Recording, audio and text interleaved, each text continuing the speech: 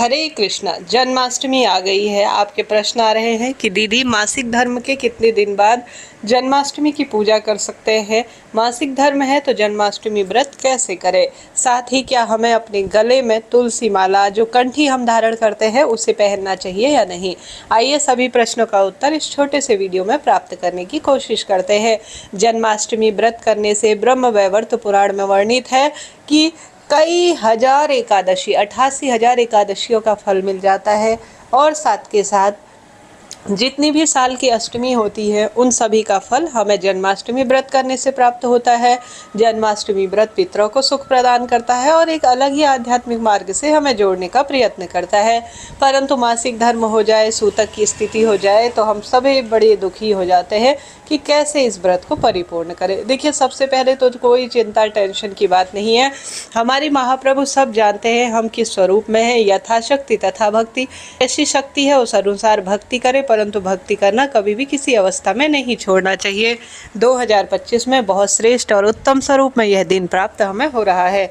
आप सभी को इस दिन व्रत तो किसी भी अवस्था में छोड़ना नहीं है। देखिए, व्रत करने के लिए कोई शरीर नश्वर रूप से हमें आवश्यकता नहीं है। मन मस्तिष्क में प्रभु की भक्ति ही पर्याप्त है।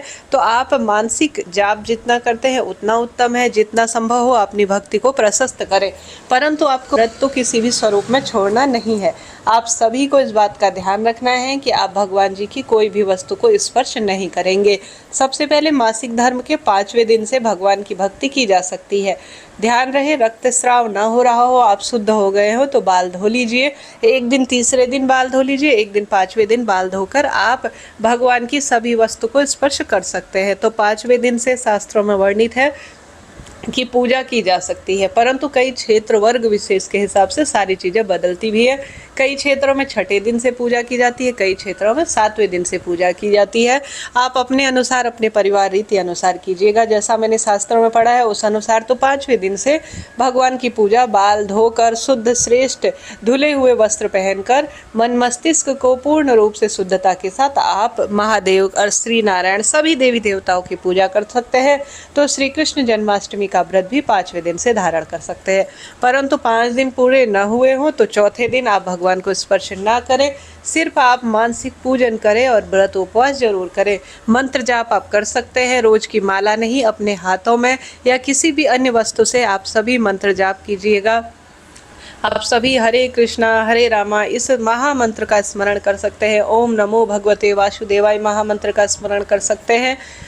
ओम क्लीं कृष्णाय नमः इस मंत्र का जाप कर सकते हैं।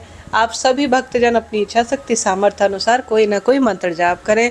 साथ के साथ मानसिक पूजा आप करें। आप अपने मन मस्तिष्क में स्नान इत्यादि से निवृत्त होकर सुबह ऐसा ध्यान करें कि जैसा मैं हर स्वरूप में पिछले साल पूजन कर रही थी, अभी मैं भगवान श्री नारायण ठाकुर जी को स्नान करा रही हूँ, अभी मैं भोग लगा रही हूँ, अभी मैं कथा सुन रही हूँ। कथा तो ऑनलाइन भी सुनी जा सकती है। सभी चीज़ें मन मस्तिष्क में सोचते हुए आप मानसिक पूजा करें। प्रत्यक्ष पूजा से ज़्यादा फल मानसिक पूजा हमें देती है। तो इस तरह से आपको मानसिक पूजा करनी है। अब प्रश्न आता है कि क्या हम अपने गले में कंठी धारण कर सकते हैं या नहीं।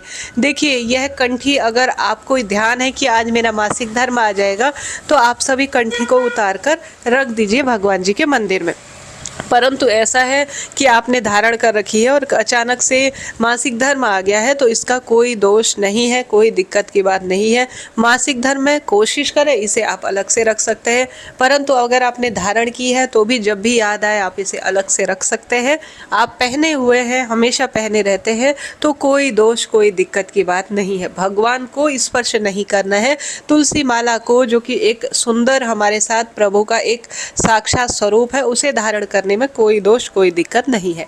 आपके घर पर कोई अन्य व्यक्ति है, जैसे आपके बच्चे, आपके पति, आपकी सखी सहेली, किसी पंडित जी, किसी पड़ोसी को बुलाकर आप सभी अपने घर के मंदिर में छोटी सी सरल सी पूजा करें। जो है जैसा है, तेरा तुझको अर्पण क्या लागे मेरा, ऐसी भावना करते हुए भगवान को भोग लगा दीजिए, दीपक प्रज्वलित कर दीजिए।